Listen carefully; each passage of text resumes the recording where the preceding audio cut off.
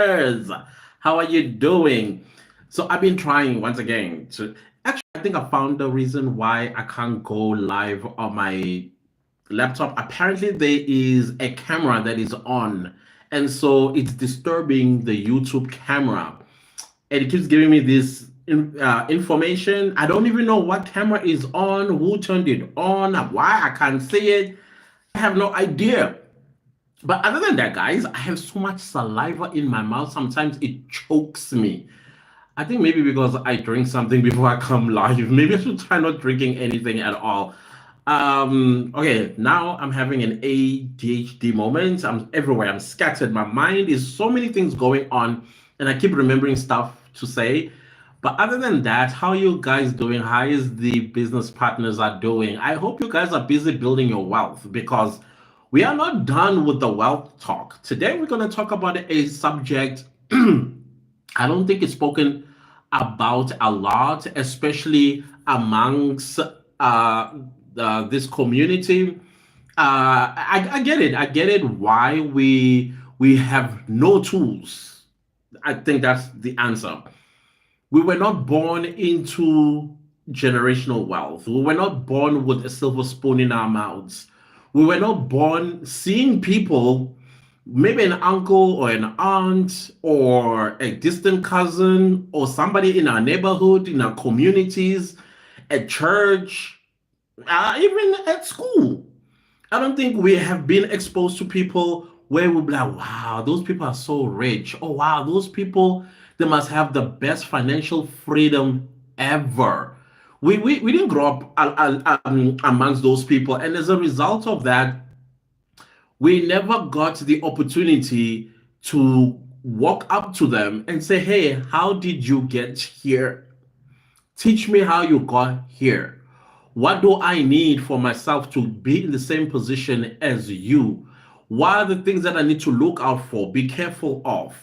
And where is the best platform or the best investment plan or investment opportunity that I can go for, whether it's in the stock market or whether it's in property or whether it's in working for somebody else and making somebody else millions of we never seen those people. We grew up just hoping for the best. I will speak mostly for South Africans. I'm not quite sure how it's done elsewhere in the world, but I think somewhere, somehow, there is some universality to it where we grew up and we are told, hey, you're going to be a police officer, you're going to be a lawyer, you're going to be a doctor, you're going to be a teacher. But I think it just ended around there. Our parents, I don't think they were exposed to technology. They were exposed to accountancy. They were exposed, instead, they would say a clerk. And if they said a clerk, it basically meant like a secretary of some sort for a company. But that was not what they dreamed for us. They dreamed for us to be like these professions that are going to yank us out of poverty and place us in this high society, as some would call it. My mom used to call it high society. Like, yo, one day when you're finished with school, I just so happened to be growing up in an abject poverty household. But interestingly, which is kind of like now, and I'm thinking about like, how on earth did I manage to go to schools that costed in primary school? My primary school costed around 30,000 rand a year. Of course, my mom didn't have 30,000 rand to send me to school. Even though I studied out in a government school, primary school, I still remember very well it was an Indian school, but it was just a stint there. It was just a stint. This is pre 1994, because I think I started school in year, what year was it? 1993 or something like that when I started school. And so I started off with an Indian school, which was a government school. For some reason, this if you don't know me, guys, if you don't know me, I have a very active mind. My mind, sometimes if I don't talk fast and catch up with it, I find myself slacking behind and I get confused. My words get wired because my brain is already far gone where now my mouth is beginning to move. So sometimes when you hear me speak fast, just know that I'm trying to catch up with my brain. My brain is just moves like this. Sometimes I even on my Clantis, which is my main channel, I say two IQs. I got two IQs that rub together. The way I know, of course, two IQs is it's basically being a retard. But for me, it's a sarcastic way of saying intelligent people. Because sometimes you'll get people that think they're intelligent and they'll say you're saying something stupid. So we're like, okay, we will just accept that we are not to your level, and I say two IQs. So I have brain cells that spark so fast that also if I don't talk as fast as it is, then I'm going to be left behind and I'm going to mince my words and then I lose confidence. And when I lose confidence, that's when I tap out, sort of situation. So the point that I'm trying to make is that I always ended up in schools. So as I was growing a little older, so these Indian school was like, can we get it? You are African. Back then, we used to be categorized or classified. Black people were classified as Africans, Indians were Indians, white were Europeans, etc. And colored people were colored. Those of you who are not South African, people that are mixed race in South Africa, they are called coloreds for a number of reasons. Not because they are of two different races, but there's also other cultures mixed in them. As a result, they are called colored people. So, anyways, the world has already had that debate, fought with each other, while I was sitting in the sidelines and shaking my head, like, why don't we just open ourselves up to learning? And also, South Africans, why don't we come down and teach the world? Some were teaching, some were insulting. So that was not my cup of tea. So, anyways, just to move on. But as I was growing older, under this abject poverty that we were under, I found that this was placing me in schools, like private schools. Like for example, the first primary school I went to was 30,000 rand a year. My mom couldn't afford even 100 rand, and the school took care of everything. My high school, I think was around 345,000 rand, and my mom did not pay even a cent of it. So I was surrounded by opulence. I was surrounded by wealth. I was surrounded by just wow. I wonder how it feels like to be driven to school in a Lamborghini. How it feels like to be driven to school by a Range Rover. Sometimes my classmates, when they saw me walking to school, maybe there's a bus strike somewhere, and now I have to walk to school or take a taxi to which drops me somewhere, and then I have to walk the final distance. Sometimes the parents will stop and say, "Hey, hop in," because they knew who I was, and I will be sitting in this expensive car, and I'm like, "Wow, some people are living in heaven." So that was my reality. But when I get home, my reality was poverty. Sometimes going to bed without food. Sometimes the person that I used to watch the most was my mom, and I ended up adopting the same thing without her realizing.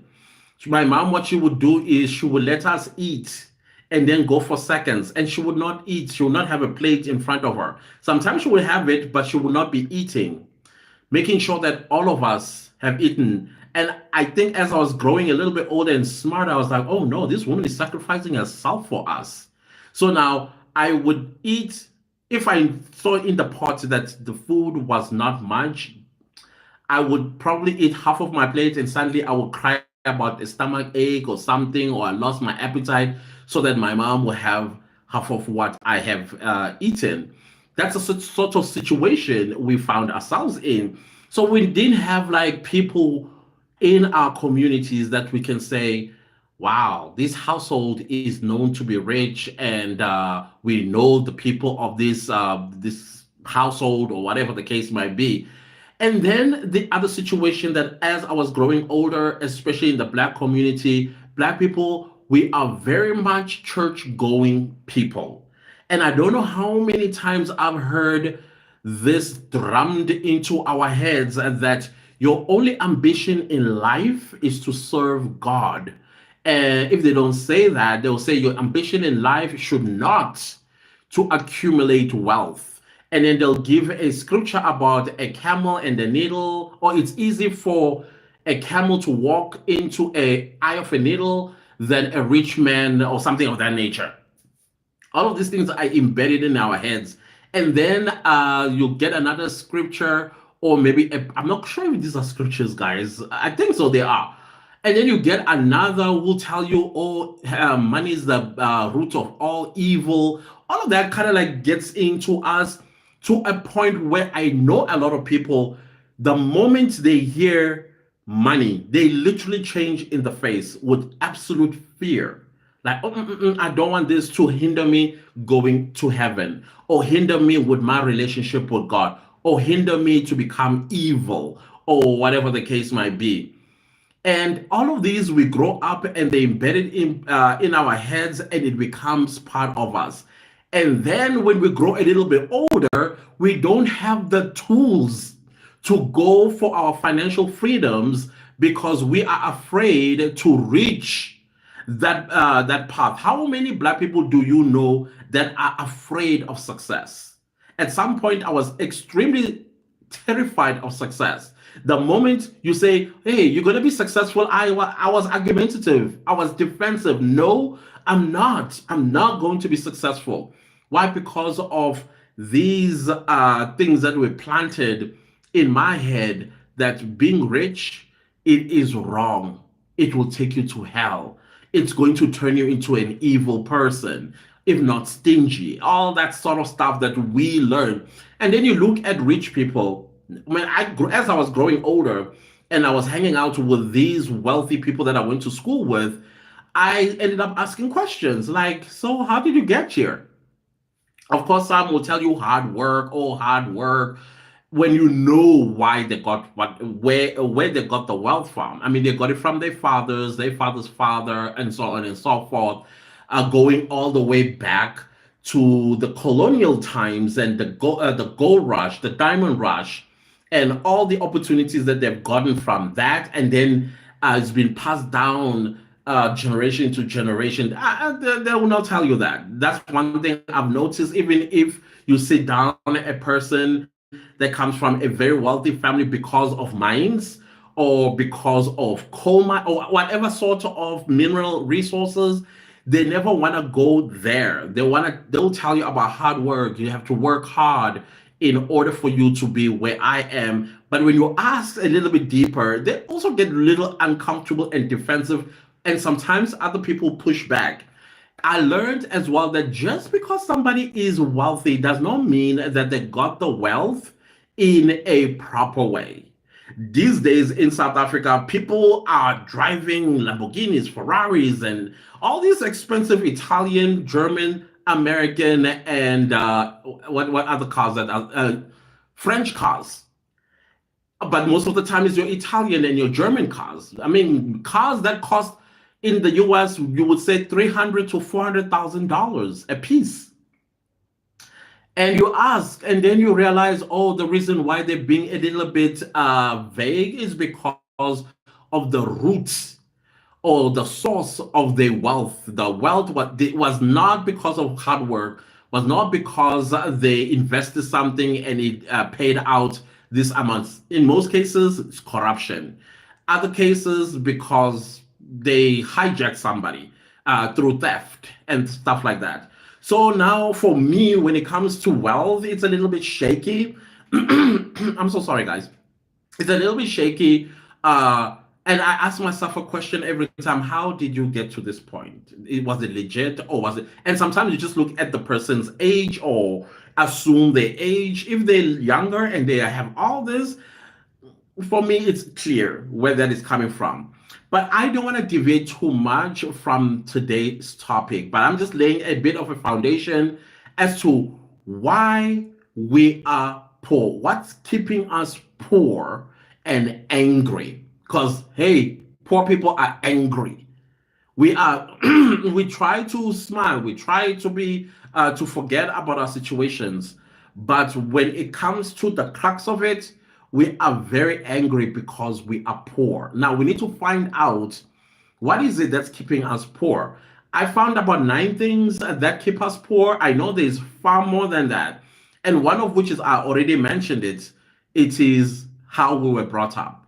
Whether we were brought up in the church where it's believed that money is the root of all evil, or being rich, you're not going to get into heaven. Those are the things that I think is the first biggest issue that is keeping a lot of us from being rich or keeping us poor. I don't know if you agree with that, or you semi agree. If you do, please let's have a conversation. Let's have this live be more of a conversation, because I don't want to just feed you my own experiences and my own observations as I grew up. I also want to hear from your side as well. What is it that you think is keeping us poor and angry? So now and again, I'm going to go into the comments, live comments, so that we can have this conversation. Makado says, hey, business partner, what's up, Makado? It's good to see you. Puluko says, amazing mom you have. Yeah, she was incredible, absolutely incredible human being. And the, how I'm here, I don't know. All I know is that she did something. How did I get to these schools themselves? It blows my mind, because it was her who went and walked into these schools. I think she maybe went and said, I have a smart child. And then I remember when they would give me a chance, I would write aptitude tests. Obviously, aptitude tests, they go along with IQ tests. These schools will not just take anybody. You need to have a certain level of IQ. You need to have a certain level of understanding. You need to have a certain level of catching things, and also athletic at the same time. So how my mom did that, because the next thing when I'm going to school, she's like, we're not today, you're not going to school, we are going to another school. And then I find myself the following day there and permanently there until I'm done. What that woman did is absolutely amazing. I have no idea. I think maybe she was adamant about getting out of poverty. Eventually she did. Oh, she did. Uh, a little bit of Dre. Hey, a little bit of Dre. Oh, Dre, what's up? What's up? It's good to see you. This is true, because the gospel that was taught to black people emphasized on being poor and meek. Absolutely true. Hey, so true. But when you study the Bible for yourself, you understand that God wants us to be rich entrepreneurs. I 100, I can't remember which. If you look at like the unique, did they call them the uniques? Wealthy people, and they're in the Bible. Uh, the the business people that were selling in the temple courts, wealthy people. The Bible does teach us to be rich, so it encourages us to be rich. And in most cases, if you actually do listen to the Bible or understand the Bible, the parables, which are also called figures of speech, the metaphors that it uses, is just to say, listen, instead of with your wealth, don't do one, two, three. Instead, follow them straight and narrow when you are wealthy. Do not cause pain. Do not cause harm. Do not be arrogant. Do not. I think that is what the pompousness. If you are pompous because of money, it's going to be difficult for you to walk through the needle, through the eye of a needle, right? Not because you got money, but because of your attitude towards other people. As the Bible also say, God exalts the humble and disgrace the proud, right? So if you are a proud person because of your wealth, you're going to fall down. And when you fall down, you are going to meet all these people that you've been pompous to when you had money. So I think that what it means, not that the people taking it literal, that this is what it means, that you need to stay poor as a church mouse. I don't think that's what it means at all. I agree with you, Dre, that the Bible encourages us to be rich. If the Islamic world is that wealthy and the Jewish world is that rich, We all come from the same book. We just branched out the way we did branch out. But they are wealthy. They sometimes I even call them the magnets of money. Why? Because their religious books encourages them to be rich.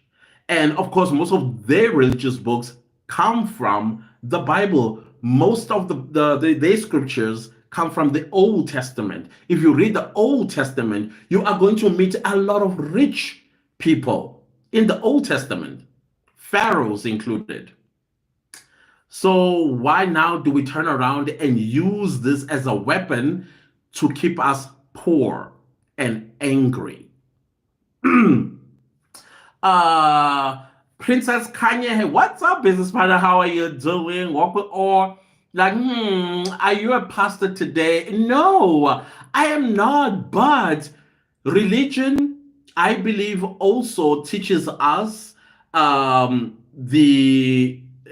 path of being wealthy, but we kind of like turned it into our own little thing where now we even suppress each other. It's funny now in the 21st century, you go to a church, the first thing, a sermon is like maybe 2% of Sunday church service is maybe on a scripture in the Bible. The rest is about the preacher making money out of the congregation. And this is the same pastor who will tell you that money is the root of all evil. But if money is the root of all evil, why do you want it? Why do you fight for it so hard? Why are you misquoting scriptures in the Bible? Many of them, they stay away from Malachi. You know, the Malachi that talks about tithing? Because it talks about 10%. While some say, put everything you've got, and then you stay poor. And then they buy private jets, they wear Louis Vuittons, Gucci's, etc., and so on, while you are hungry in the stomach. It's, to me, I know I'm digressing, but because we talked about preaching, I feel like these days I lost my point. I'll remember. Let's see. Princess says, Dre, that is very true. And I have never looked at it like that way. No, true. Read your Old Testament, even your New Testament. I think Luke was a doctor. Somebody was an accountant. Somebody else was a business person. Amongst Jesus's 12 disciples, who was poor there? I feel like Jesus surrounded himself with them because he knew I'm going to be supplied with stuff that I need. Even though, yes, he's able to turn a fish into 1,000, 5,000, and bread and all that stuff, wine, water into wine. But I feel like with the other necessities, his friends were able to provide for him. I think that's how being a pastor or a priest ought to be like. You live off of other people rather than you taking from those people. That's just my thoughts on that.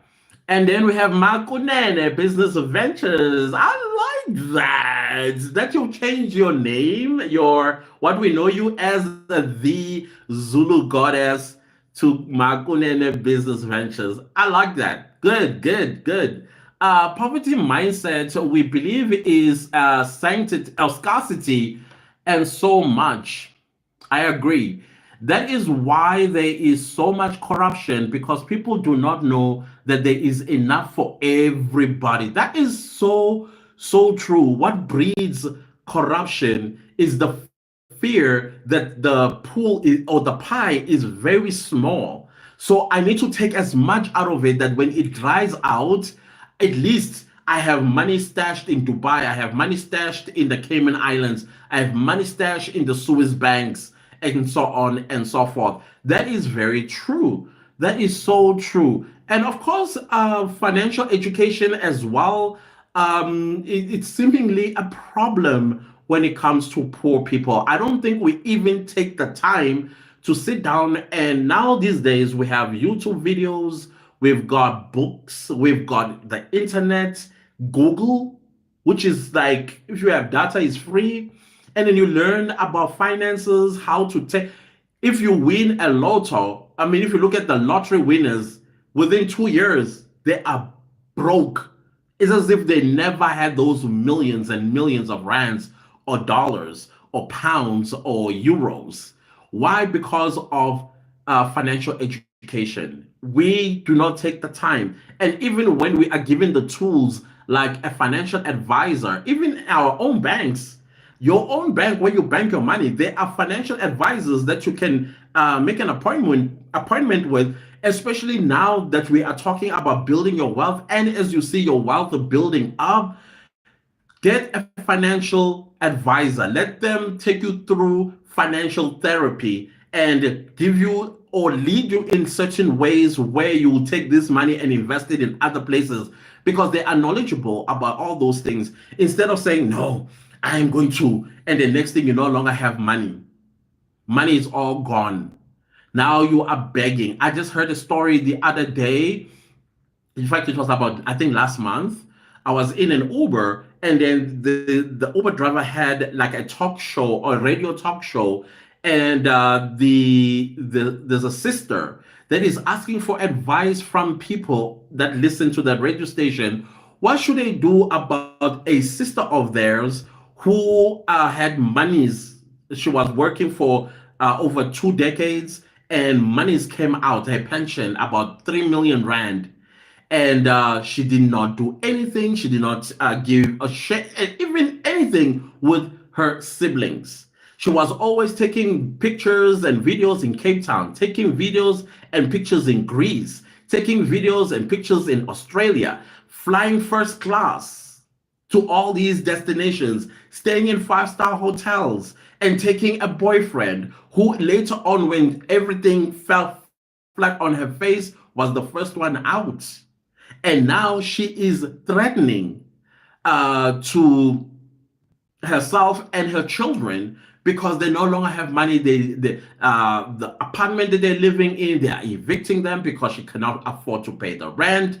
Now she wants to know, what should they do as a family? Remind her. Even if they do remind her, the 3 million rand is gone. It's not going to come back. So should they exclude her and only take in her children and raise them themselves and provide for them and let her see what she can do because she's an adult, as they were saying? All the calls that came through, even myself, I had mixed feelings. I was like, ooh, what would I do? Clantis, well, I still ask myself to this day what I do. But because me, I'm Clantis, I would be like, okay, sis, every month, this is how much I'm going to send to you. Not because I fear of her offering herself and the children, but because of I don't want to be like her. I don't want to do things the way she did. Hopefully, she will get back on her feet and then have learned a lesson. In most cases, people that have the lack of getting money, they usually don't learn from the lessons that they experienced before. They still squander. So financial education is important. That is why befriend your bank's financial advisor, somebody that can take you through. They went to school for these things. If you find yourself with 1 million rand in your account after paying taxes, find out how can you stretch this 1 million rand for the next 5, 10 years, 20 years. Then when you are 65 someday, you have perfect financial freedom as a 65-year-old going forward, right? Um, Lifestyle. That's another thing that is keeping us poor and angry. You earn $800 to $1,000 a month. That is like 18,000 rand in South Africa, 15 to 18,000 rand a month. And your expenses are saying to people out there, the job that I work at pays me high amounts of money. That is why I'm able to wear Louis Vuitton. That is why I'm able to carry a Gucci bag. That is why I'm able to drive the Range Rover that I have on 15 to 18,000 rand or $1,000. And everybody in the community, they're like, wow, Clantis is rich when I am dead broke. I don't even know how I'm going to fill up the tank to work next week after getting paid. Lifestyle is killing a lot of people that are working and keeping them poor and angry. Watch people that have cars.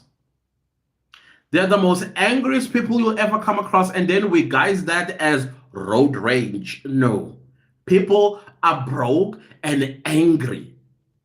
That is why you see the road rage that is happening. Because sometimes you find that the person, when you knock them, they're like, oh, relief.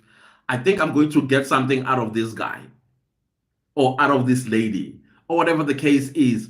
We have come, or now we have numbed ourselves into this poverty mindset that I have to please people.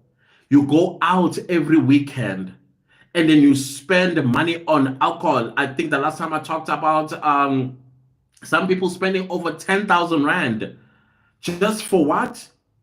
For drinks. Imagine spending over $500 for drink for one night. How are you going to survive the rest of the month? No, but because I've got friends who are successful, maybe even themselves, they are afraid that if they don't show up the way they do, you will think that they are poor. Community will think that they are poor, and yet they've got work, right? So it's important that when you get money, forget about the community. Forget about impressing people. Take your money if you believe in saving and save it up. You know, when you're a 25-year-old, just started work, maybe this is something that you need to do. Take 50% of your salary. Do not open credit cards and have credits with variety of stores so that you are able to show off when you are going out with your friends. What is wrong wearing Pep store clothes? What is wrong wearing, at least if you want to go a bit on the upper side, what is wrong wearing a Markham or Truworths or Edgar's? What is wrong with that? But no, you want to go into Diamond Walk in Santon and walk into a Louis Vuitton store and open an account, or maybe you've been saving up for a belt that costs 25,000 Rand, a belt that nobody's even going to see unless you whip it out. And now you can't whip it out and going around showing it off like, guys, I got a Louis Vuitton belt. There we go. People will think you're crazy. So our lifestyles are keeping us poor. Every single month, the neighbors must see us when we're coming from town carrying bags and bags and bags and bags of groceries into the house. That is how we're going to gain status and respect from our neighbors. What is wrong with you going into your local mall or local shopping center and buying things that are needed in the house? Just the things that are needed in the house. And then all the other stuff that you may buy impulsively because you want to impress your neighbors, keep them out of your grocery lists. In most cases, they never are on the grocery list. But because they will increase bags and bags and bags of groceries when you come from town, and everybody will be outside. I mean, I come from Durban.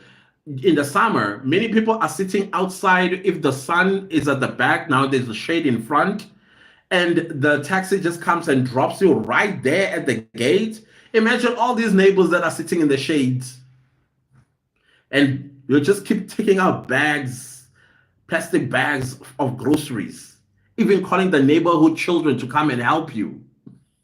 Then, yeah, all for status, all to look wealthy, when we are dead poor. Once all these plastics go inside, within a week, all that grocery is already down the drain. Ever heard of the say, which is another one that I think keeps a lot of poor people poor? More money, more problems. I always said, when I get rich one day, I want to have rich people problems. Meaning I'm rich, but I'm having rich people problems. Rather than say more money, more problems. Because when you say more money, more problems, you are scaring me from being rich. You know, that's like I said, for me, success, I was terrified of it because of sayings like that, more money, more problems. So, in this, for the purpose of this life, the more money you earn, the more you spend. And the more you spend, the more you don't think about the future. Saving, if you are into saving, you are not, which is actually the point that it follows this one, you are not thinking about how do I take what is left and expand it to something else that is going to make me more money. Like I said, I believe more in earning than in saving, because when you earn more, there's no need for me to save. There's always going to be more and more and more going in, because I have all these, let me just put it now, this next point, streams of income, not thinking about an extra stream or streams of income to add onto your salary. Right now, I have 3 YouTube channels that are monetized. I have a 9 to 5. All that money that I get from YouTube through super thanks, through super chats, through Google AdSense, I'll go to an extra bank account. And now, what am I doing with my salary? My salary pays my bills. The usual stuff before I got monetized. It just pays my bills. And what's left, I pay myself. And when I pay myself, guess where that goes to? This account. So whether you are saying this is saving, no, for me, it's not saying I'm earning. I'm earning from 3 YouTube channels. I'm earning from my digital products on Etsy. I am also working on getting more stuff on Etsy as well as YouTube, so that I earn more. So what keeps us poor is not thinking, when we have this salary, what else can I do to increment you? Again, we live in the 21st century. The 21st century came along with the fourth industrial revolution. There are many shares that are being sold in tech companies. Have you thought about, oh, if Amazon is selling shares, find out, how can I invest and get myself shares of Amazon? Apple products, or Apple is selling shares. How can I earn from those? It doesn't matter how much you earn. It could be $500 dividends. That's still earning.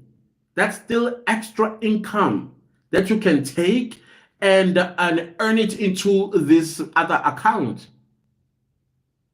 We are not thinking, and we are not thinking outside the box with all these digital opportunities that we have these days. Online jobs that I talk about, digital products that I've talked about. How far are you? Or are you still like, I'm just going to listen to Clantis, or maybe let me see it from Clantis? What if your luck is better than mine? You just put a product online and boom, you are screaming because you've made millions of dollars. So all of these things are the ones that are keeping us down, when we're like, I want to see you first before I follow. What if all the luck, the fortune, the universe is on you, and it wants to bless you? But no, you want to shift that blessing to somebody else because you want to see how they will succeed. That attitude is so prevalent here in South Africa amongst Black people. Like, oh, when I win Zingan, meaning why aren't you doing it? Somebody just came with an opportunity or an idea and said, this can make you money. And then you're looking at the person up and down, you're like, this person thinks I'm stupid. The way because why? We are taught that when a person speaks about money opportunities, they must look the part as well. They must be wearing expensive clothes and jewelry, driving an expensive car. You know, a blessing comes in different forms. When somebody knocks at your door bleeding from whatever situation that they had, and then they fall in front of your doorstep, and then they call you out for help me, and you don't go out. I get it. We live sometimes in dangerous times where there are criminals pretending to be something. But do you realize that if this individual genuinely needed that help, and you locked your doors and they cried and cried and cried for your help, don't you ask yourself a question, why on my doorstep? Is it possible that your household fortune has landed, but when you chase it away, lightning does not strike twice in one place? Just know that blessings come in a person wearing an expensive suit and ask you for $2. Don't look at them and like, but you could sell what you're wearing and get more than $2. Don't question and debate with your blessings. Do it now. The moment it gets there, do it. Because you are the one that's going to be smiling all the way to the bank for the rest of your life. Blessings don't come only in a person coming with their hands stretched out and begging. No, I'm telling you now, right now, blessings don't come that way. They come in a decently looking person or somebody that is hurt. Do not chase your blessings, which may add to your financial freedom. This is something that us here, down here, at the tip of the African continent, do. We push things away from us. We ask questions, we debate with our blessings. We don't grab the blessing by the horn and say, are you here to bless me? Okay, let's do this. We chase it away. And then it goes next door. And when it goes next door, you're like, yeah, yes, that person came to me first. So now what? What must happen? The next door neighbor bring your blessing back? No. Just take the horn, the cow by the horn and wrestle with it, because that's where blessings align. That's actually a point as well in this talk. What's keeping us poor is chasing away our fortune in form of a blessing. Whether that blessing, I don't know what you believe in. When you believe in God, or you believe in the forces of the universe, or you believe in ancestry, whatever you believe in, just know that your God or whatever brought this before you. You're the one who were on your knees begging, asking for a sign. There it is.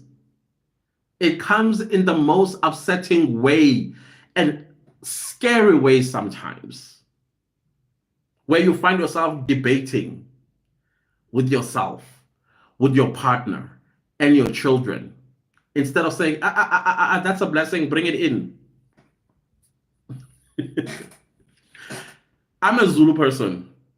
So there are some certain creatures that enter the house, I'm terrified of creepy crawlies. Trust me when I tell you. So there is this green, what is it called again? It's not a locust either, but it has a triangular head with big eyes, and it's got these big green wings. It's a green creature with long legs that stretch like this.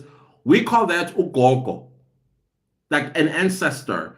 And when that creature enters your house, you're not supposed to chase it away. You're not supposed to chase it. You chase it away, you've chased away your blessings. So I don't know about people who are religious about these things. I'm not going to say anything because I don't like talking about religion either. But I'm just telling you my experience as a Zulu man, that when that creature enters the house, we're not supposed to touch it. Same goes with a snake that is green and thin and this short running in the house. We're not supposed to chase it out, because that's a blessing. Do what you will with that information, because a black mamba also is green, isn't it? But with a big snake, of course, you can tell this is not the snake that brings in the house blessings and stuff like that. Another thing that is keeping poor people poor and angry: buy now and pay later. Do you know those sales? Please, whatever you do, don't fall in that trap. Don't fall in that trap, buy now and pay later. Because the moment you default on that payment, the interest can go as high as 20%. And now this so-called stuff that you bought before paying is probably double what the value, not the value, the money it was worth. Do not fall trap of buy now, pay later. It's going to keep you so angry and stuck in that debt for a very long time. Because your default payment is not going to be the only one. There will be a second and a third and a fourth one. And the more you default, the deeper you dig yourself into buy now, pay later. Keep away from such sales. The other one is buying of a brand new car. Again, status. You know, the moment you drive your car out of the dealership, it already depreciated about 5%. Just 5%, just driving out of the dealership after paying, the car has already started to depreciate. Don't get me started. The moment it spends its first 24 hours, its first year. Do not buy brand new cars. Brand new cars, you have to service them.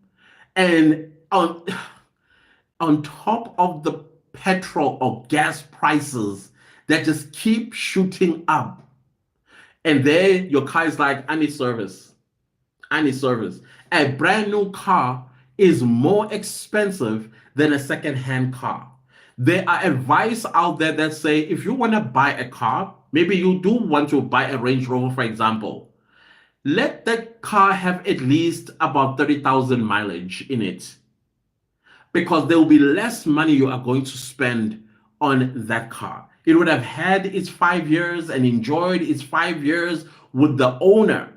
And now the owner, when they sell it to you, check the mileage. If the mileage says 30,000, that's when you come in, because you're going to spend less. The only thing that you're probably going to spend on that car is petrol. Please, I know I'm asking for too much with this one. Get yourself a second-hand car, and then you'll be out of problems in your life when it comes to the car. Unless the car is really, really, really, really old, then you are going to have problems. And when the person sells the car, there is a term here in South Africa, I don't know if it's Latin or Afrikaans, it's called voetstoots, meaning that you buy it as is. So if it has gear problems, that's your problem now. So make sure that when you buy an old car, that everything, even if that clause of voetstoots is in the contract, you must say remove this part of the contract, so that if I have issues, I know where exactly to come to. They must disclose what is wrong with the car, so that you make an informed decision when you buy a car. Because if you take a car that already has issues, you might as well just buy a whole brand new car out of the monies that you are going to spend in repairing this old car. So that's why I'm saying your eyes should be on a car that is secondhand, that is about 6 years old going forward. Maybe you can even stretch it up to 10 years old. But beyond that, find out what's wrong with this car, why it's being sold, and what are the problems. Ask for everything. All right? What the other one?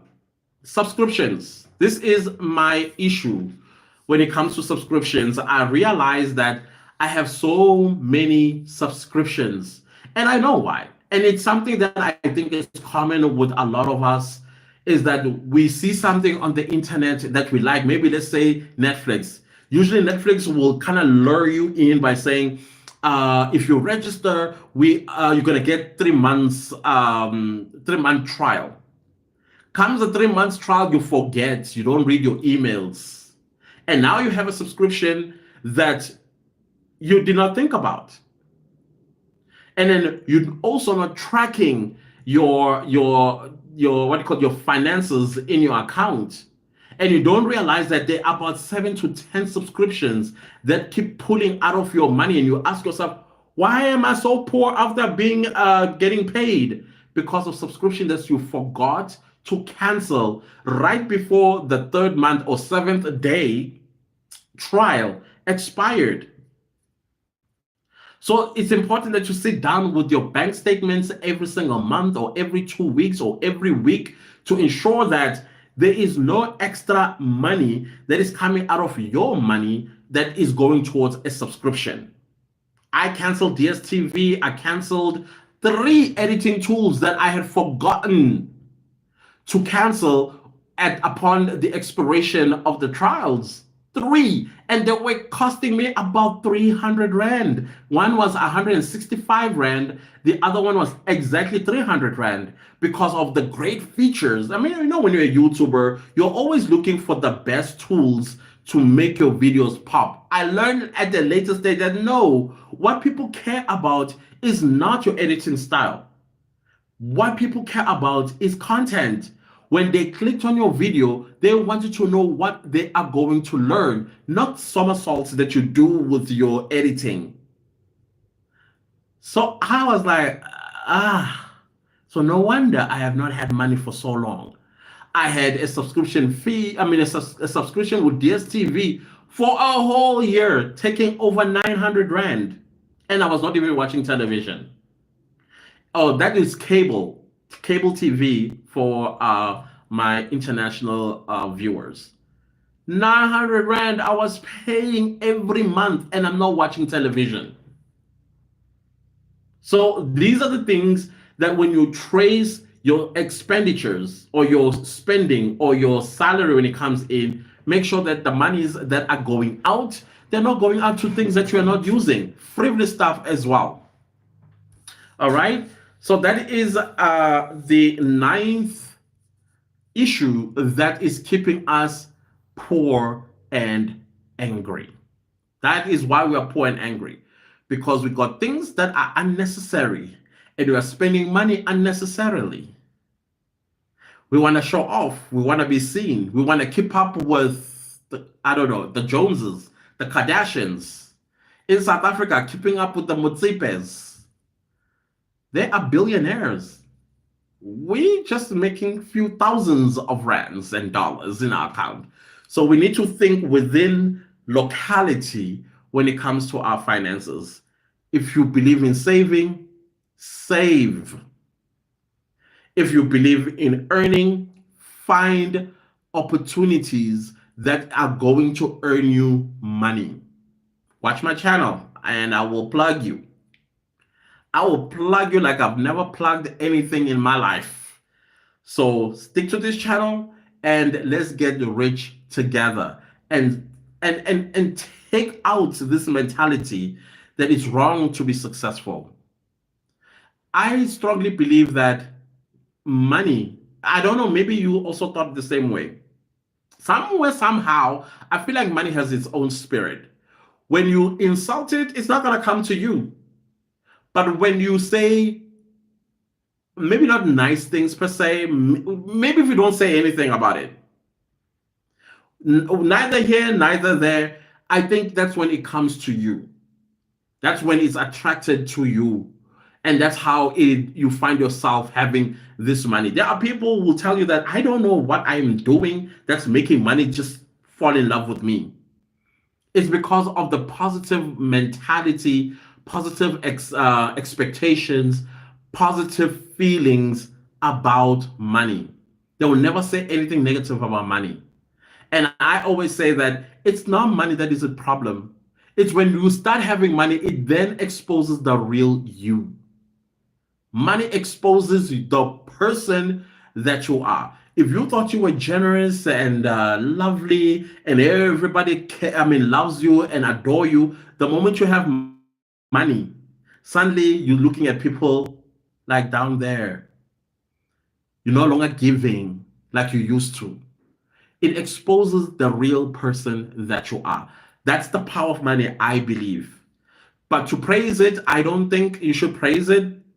Don't praise anything, but have a positive mindset, positive expectations, and everything positive about money. And that's how we'll see it come into our lives. I think with me, when I started, there thinking positively about money. And when I look at money, sometimes, I will take 100 rand note and I'll just smell it.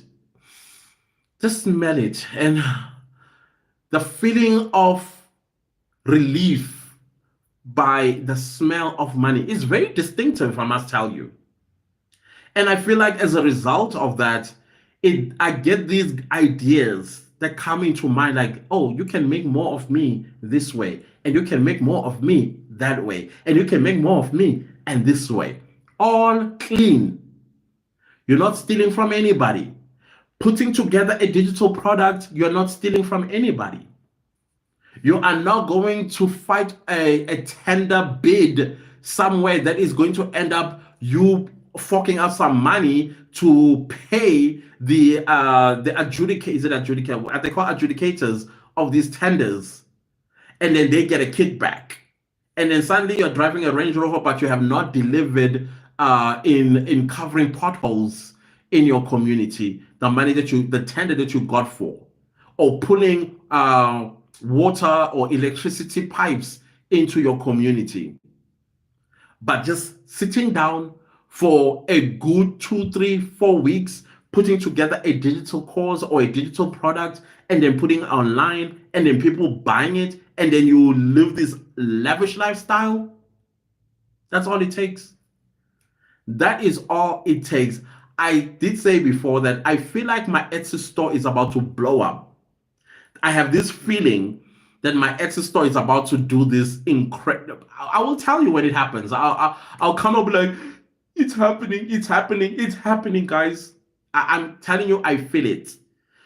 This is a sort of attitude you need to have as well with your YouTube channel. Feel it that my channel is about to blow up, so that it does blow up.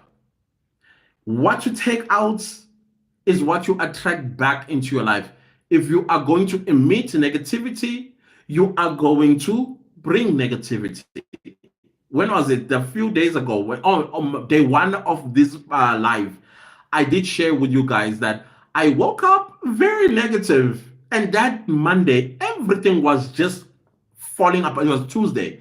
Everything was falling apart. I came and I did a beautiful live that I was so happy with. This is 1st of May. And guess what I do when I'm busy just touching some few things? Got deleted. Why? Because the entire day I have been negative. I've been just going through negativity after negativity. And the ultimate thing that this negativity got me was sitting down with you guys and introducing my 30-day live streaming challenge. And I go and delete it. So immediately when it got deleted, I stopped everything that I was doing, took a shower, and went straight to bed. The food that I was busy preparing in the kitchen, I switched everything off and I went to bed. Why? Because I recognized why all these things are happening. Because in the morning when I got up on the wrong foot. And my day was just one nasty stuff after another. And the ultimate was my live stream getting deleted. So same thing that with money. If you're going to think negative things about money, and you're going to think negative about success, and you think negative things about being rich, then do not be surprised why you are poor and angry. Because you are emitting this negative energy, and then you are receiving back negative energy. Okay, I don't know. What do you call that? Being a guru?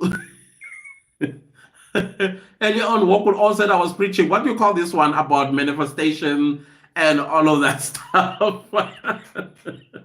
Well, guys, I think I'm done on my part, and I don't see any more comments coming through. Is there anything, guys, that you want to touch on? Or maybe we should just call it a night. What's up? What's up? I think I'm done with why we are poor and angry. Why we are poor and angry, guys. Why? Let me know in the comments if you're watching the replay. Share with me what is keeping you poor and angry. What are your habits? What were you taught about money and wealth that is keeping you poor and angry? Is it religion? Is it culture? Is it society? Is it television, the media? Is it lack of generational wealth? What is it? Something definitely must keep you keep holding you back from being rich and having money. Because yeah, money, whether we like it or not, it's what make things easy. The problems are created by you, not money. So there we go, guys. I think this is it. I think this is it, guys. I want to say thank you for coming through and always supporting me. Today we are episode 15, halfway mark, and it's been great. I am enjoying these live streams, you guys. You have no idea. I'm enjoying each and every day when I come here. I look forward to come here. Sometimes when I'm not prepared, but I'm enjoying every single bit of being here with you guys and able to interact with you in real time and get to hear your own thoughts and feelings. So no, I thank you guys so much for that. I thank you for your support. So I think this is it. Let me go make myself dinner and prepare for work tomorrow and then live for tomorrow as well. Thanks, thank you. Much love, business partners. Let's see each other again. More salvias. Bye. Boy.